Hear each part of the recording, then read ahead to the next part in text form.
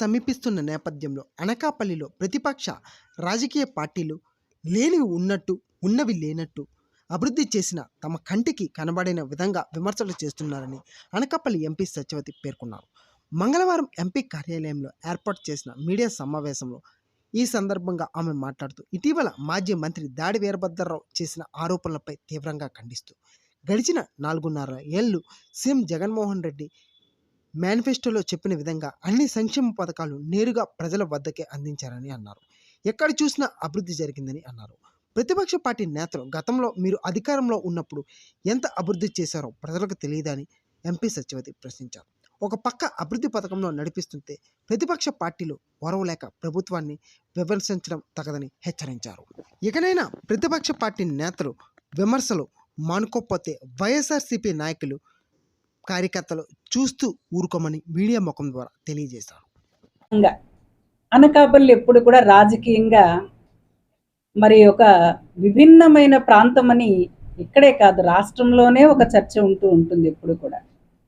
అయితే ప్రత్యర్థులకి మనం మాట్లాడడం కానీ, మన భాష కానీ, మన జ్ఞానం కానీ వాటితో ధీటుగా ఎదుర్కోవటం అనేది ఒక మంచి వాతావరణం. అది అందరూ కూడా స్వాగతిస్తూ ఉంటాము.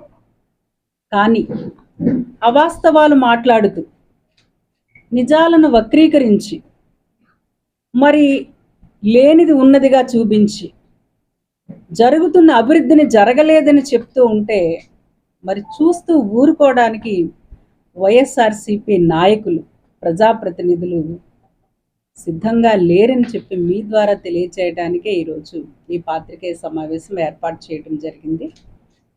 మరి లోకల్, నాన్ లోకల్ అంటారు, ఇక్కడ వారు కాదంటారు, రకరకాలుగా అంటూ ఉంటారు. అవన్నీ సహజం. రాజకీయాల్లో ఎవరికి తగినట్లుగా వాళ్ళు మాట్లాడుతూ ఉంటారు.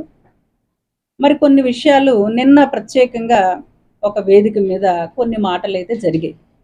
అంటే మనం భవిష్యత్తులో కూడా తప్పనిసరిగా ఖండనిస్తూనే ఉంటాము. ఎందుకంటే మనం చేతల ప్రభుత్వం, గౌరవ ముఖ్యమంత్రి గారి నేతృత్వంలో ఇచ్చిన హామీలని, మేనిఫెస్టోని ఒక భగవద్గీత, బైబిల్, ఖురాన్గా భావించి ఏదైతే హామీలు ప్రజలకు ఇచ్చామో వాటిని 99.9% కూడా నెరవేర్చి, ఇవ్వని హామీలను కూడా ఆయన ప్రజల కోసం అనేక సంక్షేమాలు చేసినటువంటి వైఎస్ జగన్మోహన్ రెడ్డి గారు, వైఎస్ఆర్సీపీ పార్టీ, ప్రభుత్వం కూడా. మరి ఈరోజు ప్రజలందరినీ కూడా, ప్రజాప్రతినిధులు ఎప్పుడైనా మనం గతంలో చూడలేదు. నేను కూడా ఈ ప్రాంతంలోనే 30 సంవత్సరాల నుంచి వైద్య వృత్తిలో ఉన్నాను. ఎన్నికలకి సంవత్సరం ముందు ఏ ప్రజాప్రతినిధి కూడా గెలిచినటువంటి ఎమ్మెల్యే ఇంటికి వెళ్ళి మీకు ప్రభుత్వం ఇంత సంక్షేమం చేసింది అని అధికారులను కూడా వెంట పెట్టుకొని ఇంకేమైనా సమస్యలు ఉంటే వెంటనే పరిష్కరించేలాగా ఒక వ్యవస్థని తీసుకురావడం, ధైర్యంగా ప్రజల ముందుకు ప్రజాప్రతినిధి వెళ్ళటం అనేది మన ప్రభుత్వంలోనే జరిగింది. మరి ఈరోజు అభివృద్ధి ఏది అని మాట్లాడతారు. ఏ రోజైనా గ్రామానికి వెళ్ళారా?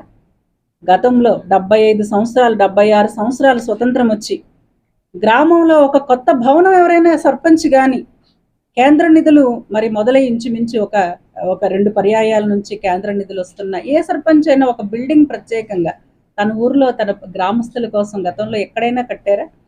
ఈరోజు ప్రతి గ్రామంలో కూడా రైతు భరోసా కేంద్రం ఉంది, కొత్త బిల్డింగ్. అది ఊరికినే రాదు కదా. కనీసం ఒక 25 లక్షలు, 40 లక్షల వరకు కూడా వెల్నెస్ సెంటర్ ఉంది, సచివాలయం ఉంది, రైతు భరోసా కేంద్రం ఉంది, పేదలకు ఇళ్ళున్నాయి. డిజిటల్ లైబ్రరీకి స్థలం ఉన్న దగ్గర 14 లక్షలతో డిజిటల్ లైబ్రరీ కూడా ప్రభుత్వం శాంక్షన్ చేసింది. ఇదంతా కూడా అభివృద్ధి కాదా అని మేము అడుగుతూ కోసం కూడా మాట్లాడాలి.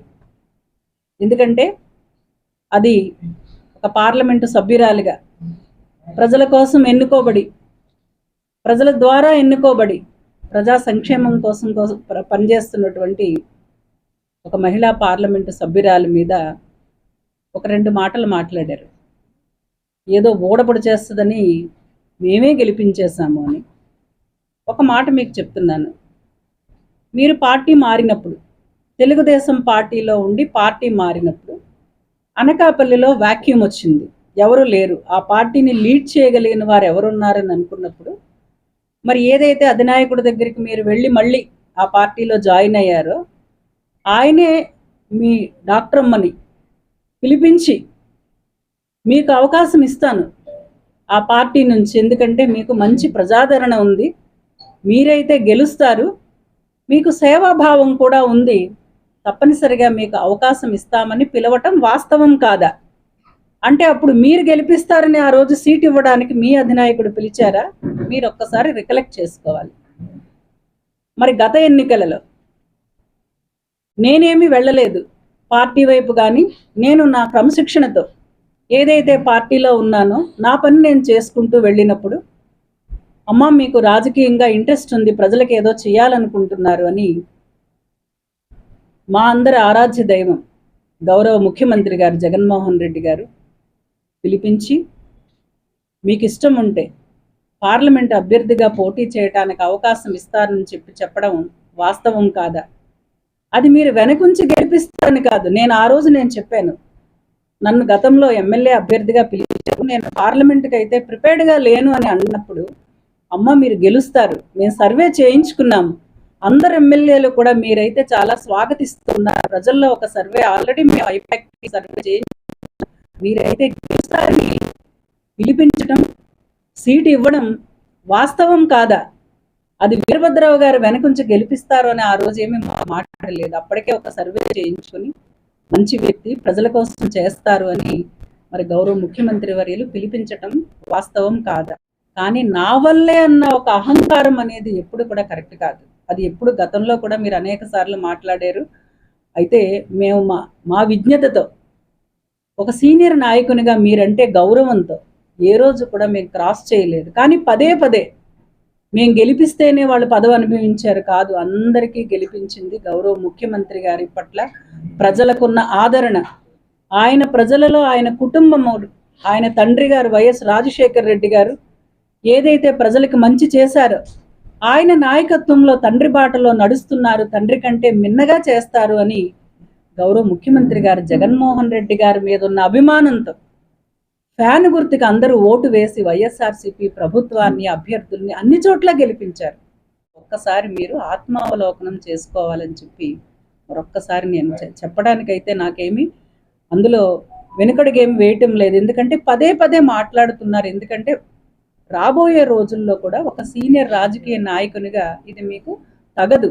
ఎందుకంటే అభ్యర్థులకి అందరూ బాసటగా నిలుస్తూ ఉంటారు, అందరూ సీనియర్ నాయకులు ఉంటారు, మిత్రులు ఉంటారు, పార్టీ అభిమానులు ఉంటారు.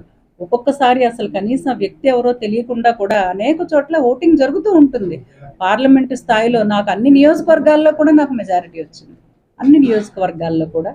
అంచేత మీ పాత్ర లేదని అంటం లేదు, కానీ నేనే గెలిపించాను, నా వల్లే ఎంపీలు అయిపోయారు, నా వల్లే ఎమ్మెల్యేలు అయిపోయారు అన్న భావన దయచేసి మీరు ఆ మనసులోంచి తీసుకోకపోతే, భవిష్యత్తులో మీరు ఎవరితో అయితే వెళుతూ ఉన్నారో మరి వారు కూడా ఒక్కసారి హెచ్చరిక చేస్తూ ఉన్నాము, మీరు ఎవరికి సపోర్ట్ చేస్తారని చెప్పి మీరు ఎవరిని మీరు వెనకాల వేదిక మీద వేసుకున్నారో మరి భవిష్యత్తులో మరి ఒక్కసారి మీరు కూడా ఒక హెచ్చరికగా తీసుకోవాలని చెప్పి వారితో ఉన్నటువంటి కూటమి సభ్యులకి కూడా ఒక్కసారి మరి నేనైతే చెప్పదలుచుకున్నాను. అందరం చేస్తాం, ఎందుకంటే అది అధినేత మీద ఉన్నటువంటి నమ్మకంతో, అధినేత మీద ఉన్నటువంటి విశ్వాసంతో, ఆయనతో పాటు ఉన్న కుటుంబ సభ్యులుగా ఏదైనా పార్టీ అందరూ కూడా వారి సహాయ సహకారాలు ఇస్తూ ఉంటారు. ఇప్పుడు ఈరోజు నేను ముత్యాల నాయుడు గారికి పార్లమెంటు అభ్యర్థిగా ఆయనకి పోటీకి నిలిపింది వైఎస్ఆర్సీపీ ప్రభుత్వం. మరి నేను కూడా వెళుతూ ఉన్నాను, ఆయనతో పాటు వెళుతూ ఉన్నాను. ఎందుకంటే ముఖ్యమంత్రి గారి కోసం మన పార్టీ అధికారంలోకి రావాలని ప్రతి ఒక్కరూ కూడా మనవంతు మన సహాయ సహకారాలు మరి అందిస్తూ ఉంటుందని చెప్పి, ఎందుకంటే మాట పడడానికి ఇక్కడ ఎవరు కూడా సిద్ధంగా లేరు. అనకూడని మాట అయినా, అనకూడని విషయాల మీద అసందర్భమైన మాటలు మాట్లాడినా తప్పనిసరిగా ఈ రకంగానే ప్రతిస్పందించాల్సి వస్తుందని చెప్పి మీకు తెలియజేసుకుంటూ, దాని తర్వాత కన్వెన్షన్ సెంటర్ కట్టాలి అన్న సంకల్పం వాస్తవం, కానీ మార్కెట్ యార్డ్లో స్థలం ఎప్పుడైతే తక్కువగా ఉందో, ఇంకక్కడ ఆ 2022లోనే ఆ ప్రపోజల్ వెంటనే మనం వెనక్కి తీసుకున్నాము.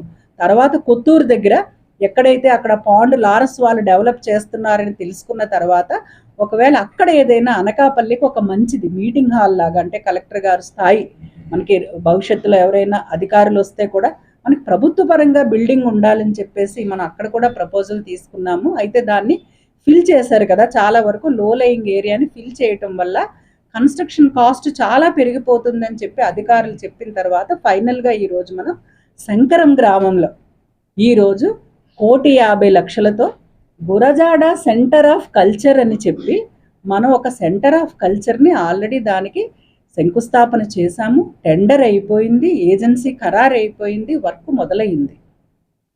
దీన్ని పట్టుకొని ఈరోజు అసందర్భంగా మన నిన్నటి మీటింగ్లో ఏదో చాలా ఎగతాళి చేస్తున్నట్టు మాట్లాడిన మాటలు భవిష్యత్తులో ఎప్పుడు కూడా పునరావృతం కాకూడదు అని చెప్పి ఈరోజు నేను మీ ద్వారా ఖండన ఇస్తూ ఉన్నాను. ఈరోజు ఏదైతే గురజాడ సెంటర్ ఆఫ్ కల్చర్ అని కూడా ఎందుకు పెట్టాము అంటే అది 500 సీటింగ్ కెపాసిటీతో, అది ఒక మల్టీ మోడల్ హాల్. ఎందుకంటే అది అఫీషియల్ మీటింగ్స్ అవుతాయి.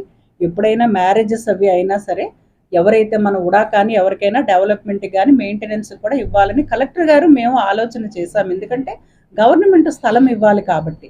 సో కలెక్టర్ గారు అన్నారు తర్వాత మెయింటెనెన్స్ మనం జాగ్రత్తగా ఉడా కానీ లేదు మన కలెక్టర్ గారి ఆధ్వర్యంలో మెయింటెనెన్స్ చేద్దామని చెప్పడం. సెంటర్ ఆఫ్ కల్చర్ అని ఎందుకు పెట్టామంటే కేంద్ర ప్రభుత్వం నుంచి భవిష్యత్తులో దానికి ఇంకా నిధులు తేవడానికి అవకాశం ఉంది. నేను ఎంపీ నిధులు ఇచ్చినా కూడా దాన్ని ఇంకా కూడా, ఎందుకంటే గురజాడ వారు మనకి, ఎందుకంటే నా పుట్టిన గ్రామం ఎస్రాయవరం, గురజాడ జన్మస్థలం ఎస్రాయవరం, మన ప్రాంతానికి మరి మన రాష్ట్రానికే పేరు తెచ్చిన మరి గురజాడ వారు అనకాపల్లి కళలకి ఎంతో పుట్టినిల్లు. అనేక సాంస్కృతిక కార్యక్రమాలకి కానీ, కవులకి కానీ, రచయితలకు కానీ, సాహితీవేత్తలకు కానీ ఏదైతే మాట్లాడారో ఆ వ్యక్తి కూడా మరి పలుకే బంగారమాయే అని చెప్పి మరి ఏదో ఒక రచన చేసి మరి ఆయన కూడా ఖ్యాతి తెచ్చుకుని ఉన్నారు. అటువంటి సాహితీవేత్త పేరుతో నిర్మిస్తున్నటువంటి ఒక కళా కేంద్రానికి ఈరోజు వక్ర భాష్యం చెప్పి అవమానకరంగా మాట్లాడి ఈరోజు సభలో హేళన చేసిన మీ పలుకులు ఏమైతే ఉన్నాయో దయచేసి భవిష్యత్తులో ఏం చేశారు అన్న మాట కాదు, ఏం చేశానో కళ్ళు మూసుకొని కూర్చున్నారా మీరు అనకాపల్లిలో అని చెప్పి ఈ వేదిక ద్వారా నేను ఈ ప్రెస్ మీట్ ద్వారా మిమ్మల్ని ప్రశ్నిస్తూ ఉన్నాను.